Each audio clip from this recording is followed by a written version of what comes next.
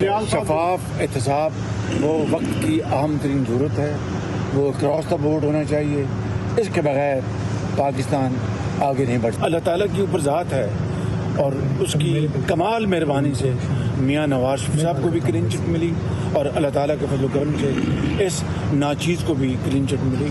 اب میاں صاحب انشاءاللہ اکتوبر میں مشاورت کے بعد طے ہوا کہ پاکستان آئیں گے اور انشاءاللہ الیکشن کیمپین کو انشاءاللہ میاں صاحب۔ مسلم لیگ نون کی جانب سے عدلیہ پر تنقید کا سلسلہ جاری۔ سابق وزیر اعظم شہباز شریف کہتے ہیں نواز شریف کے ساتھ دوہرا معیار اپنایا گیا۔ پوچھتا ہوں جب نواز شریف اور ان کی بیٹی جیل میں تھے اس وقت چیف جسٹس کہاں تھے؟ لندن میں میڈیا سے گفتگو کرتے ہوئے کہا انصاف کے اس دوہرے معیار نے پاکستان کو تباہ کر دیا ہے، بلا تفریق احتساب ہونا چاہیے، اس کے بغیر پاکستان آگے نہیں بڑھ سکتا۔ لیگی قائد کی واپسی کے حوالے سے حتمی فیصلہ ہو گیا، نواز شریف اکتوبر میں وطن واپس آئیں گے۔ مردم شماری کے حوالے سے مشترکہ مفادات کونسل کی منظوری کے بعد پیپلز پارٹی کا بڑا یو ٹرن۔ پیپلز پارٹی کی سینٹرل ایگزیکٹو کمیٹی نے مردم شماری کے اعداد و شمار مشکوک قرار دے دیے۔ آصف زرداری اور بلاول بھٹو کی زیر صدارت CEC کا اجلاس۔ عام انتخابات نومبر میں کرانے کے لیے رائے عامہ بنانے کا فیصلہ۔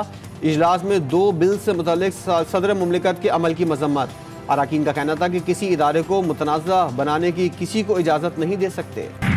90 دن کے وقت میں جو ٹائم مقدس ہے آئین کے مطابق اس میں الیکشن ہونا چاہیے۔ کیئرٹیکر گورنمنٹ قوانین جو ہیں ان میں چینج لا سکے، آئینی اس میں کہا گیا کہ وہ آئین کو ریویو کرے گی، یہ ثوابدید نہیں ہوتی۔ With great respect Peoples Party نے ایک بار پھر نومبر میں الیکشن کا مطالبہ دہرا دیا۔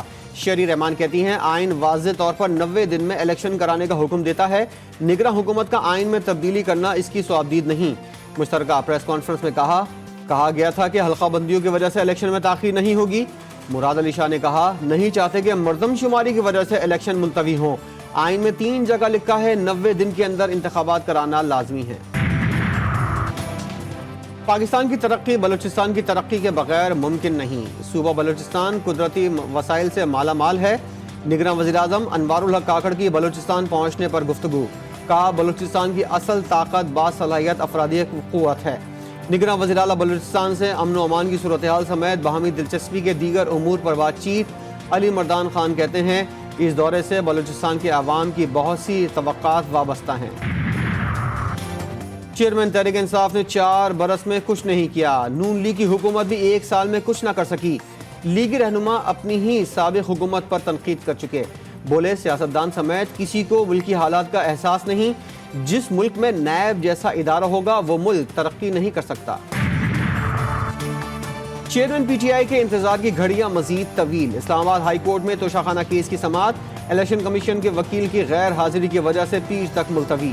چیف جسٹس نے ریمارکس دیے ہیں کہ ہم وہ نہیں کریں گے جو ٹرائل کورٹ نے کیا، ہم نے سسٹم کو چلانا ہے، 2 غلط 1 صحیح نہیں ہوتے۔ سماعت کے دوران تحریک انصاف کے وکیل لطیف کھوسا کا احتجاج اور واک آؤٹ۔ کمرہ عدالت کے باہر PTI کے وکلا نے شیم شیم اور فکس میچ نامنظور کے نعرے لگائے۔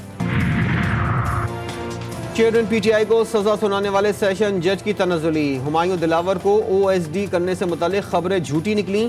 PTI ٹرولز اور ورکرز کی طرف سے مسلسل دھمکیاں دی جا رہی تھیں۔ سوشل میڈیا پر منفی پروپیگنڈے کے باعث معزز جج نے خود FIA میں ٹرانسفر کی درخواست کی۔ جج ہمایوں دلاور کی درخواست پر ہی ان کا ٹرانسفر کیا جا رہا ہے۔ جڑانوالا فسادات کی تحقیقات کے لیے مشترکہ تحقیقاتی ٹیمیں تشکیل دے دی گئیں۔ ٹیمیں 21 مقامات کی تفتیش اور حقائق جاننے کے لیے شواہد کا تجزیہ کریں گی۔ تمام JITs کا ایک کنوینئر اور ماتحت افسران مقرر۔ JITs CTD CIA اور پولیس افسران پر مشتمل ہوگی۔ ذمہ داروں کا تعین کر کے رپورٹ پنجاب حکومت کو بھجوائیں گے۔ بجلی کے بلوں نے دن کا سکون، رات کی نیندیں حرام کر دیں۔ بھاری بلز اور ٹیکسز سے عوام کے صبر کا پیمانہ لبریز۔ کراچی، لاہور، پشاور سمیت ملک کے مختلف شہروں میں احتجاج اور مظاہرے، خواتین، بچے، بوڑھے اور جوان سب سڑکوں پر آ گئے۔ متعدد مقامات پر بجلی کے دفتروں پر دھاوے، کہ الیکٹرک عوام کا خون نچوڑنے میں مصروف۔ کراچی میں مہنگے بل دیکھ کر شہریوں کے فیوز اڑ گئے۔ شہریوں کا بجلی کی قیمتیں کم اور اضافی ٹیکسز ختم کرنے کا مطالبہ، شدید نعرے بازی، کہ الیکٹرک کے بل بھی نظر آتش کی ہے۔ کراچی میں مہنگی بجلی سے عوام کے ساتھ تاجر طبقہ بھی رل گیا۔ جماعت اسلامی اور تاجروں کا مشترکہ احتجاج اور ریلی، کہ الیکٹرک کے خلاف شدید نعرے بازی۔ بجلی کے بل نہ بھرنے کا اعلان، بلوں کی کاپیاں بھی جلا دیں۔